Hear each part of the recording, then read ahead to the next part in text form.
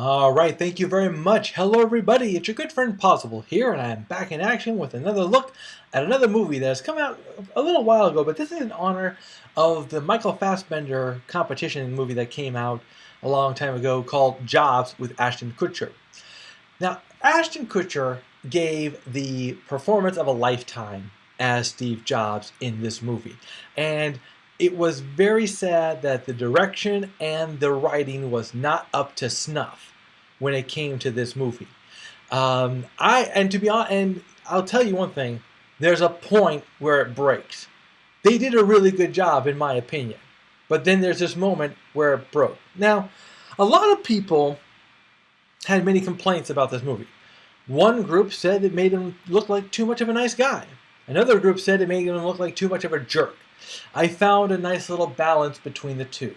What was interesting was that there was a lot going on that I don't think they really justified. You start off with Steve Jobs. He's in college already. He just dropped out, but he's apparently still taking classes. I think he's in this search mode. He doesn't know what he wants to do with his life at this moment. Here's the irony of the situation. He takes a computer class, and it does nothing for him. He doesn't really care for it or anything. But here's what happens. He visits his friend, Steve Wozniak. And while visiting with Steve, he goes in front of a home computer. Now, you can imagine what a home computer looked like back in the day. If you can imagine a computer with all those parts laid out and everything, and you literally had to wire every part individually, yeah, that's pretty much what you got here from that, okay? So he became awesomely inspired by it. And he knew that this is what he wanted to do with his life, this is what he wanted to produce and all that. The problem with Steve Jobs, though, is that while he had the vision and the determination, he lacked the skills to actually make this happen. Luckily, he had other people do it for him, like mainly Wozniak. Now, that said, it's amazing how much of a shyster he was, you know? I did not know Steve Jobs worked for Atari. According to this movie, he did. As a matter of fact, according to this movie, Steve Jobs made one of my favorite games, Breakout. Is that true? Is that not true? I really can't say. But remember, not a historian. I'm a movie critic, so I'm just going to judge the movie itself. I'm just giving you the information based on what the movie gave me. So nobody comment on whether or not I'm accurate with my information. I don't know any better, and I can only use the movie as my baseline, okay? The funny thing is, when it comes to Jobs, they have this great rise, fall, re-rise, okay? But it's during the fall of Steve Jobs, or should I say just after the fall, where the movie falls apart. See, I wasn't a fan of the movie's pacing, but I got each individual part. That worked for me. I didn't mind that. But then came after the fall of Steve Jobs, and we literally go through almost a decade, and we see him only planting. Now, we see other things. We see, like, clips of what was going on, but we don't see the actual moments. And they don't have the feeling or the meaning that they did before. Now, don't get me wrong. We're talking 30 years. 30 years is a lot to put into a 2-hour movie.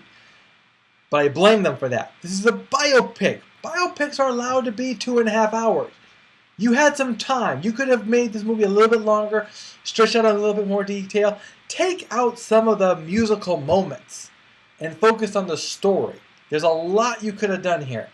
I felt like Ashton did his best. The actors did their best. But I wasn't too happy with how they dealt with Steve's personal life. His daughter doesn't want anything to do with her. Next thing we know, she's sleeping on the couch. It's like, what happened in between? If there's one big complaint that I have about this movie that I haven't mentioned yet, is how they brought up stuff that they ignored. A friend wants to speak to Steve Jobs. He never gets to talk to him. We never know what's going on. He walks out the door, last we see of him, and Steve Jobs moves forward with his life. Sometimes a dick, sometimes a nice guy. Basically a kid who was in over his head. You know, That's the idea of what I get from this movie. He had the vision, but he was working with people that were old school.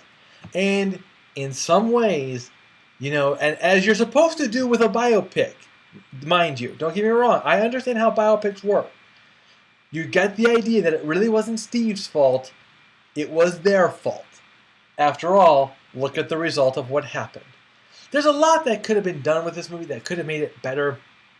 But I will say one thing about this movie. Ashton, I felt, really got the image of Steve Jobs. His mannerism, his walk. Again, never met the guy, so I can't be sure how accurate that was. But all I can say is, when I saw Jobs, Ashton Kutcher became Steve Jobs for me. When I see the trailer for the Michael Fassbender Steve Jobs, Michael Fassbender excuse me, looks and stands like Michael Fassbender.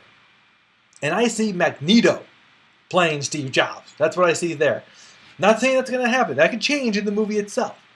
So, but for this movie, they had the potential, they had the material, they dropped the ball. So I'm going to give this movie a pass. And I feel really bad doing it because I wanted to like it. I wanted to do honor to the actors who really did it, who really worked their butts off in this movie. I just don't think that the pacing was accurate. I don't think that the information was well. One thing I will say I did like about this movie a lot. They finally really explained to me why Apple did that weird commercial back in 1984. Now, you have to remember, it was 1984. I had just turned 10 years old, and I'm giving away my age here, but when I saw that part of the movie, I had always been confused by that commercial. And it's so funny. I had a job where I did stuff for Apple Company, and one guy, they made it out like that commercial helped Apple, that they sold lots of computers based on that. But in this movie, they made it sound like it flopped still. Even after they did that commercial, it still all flopped. Very confusing. Wasn't happy with this movie. Definitely a pass. All right, guys, that's it for me for today. We'll see you at the theaters.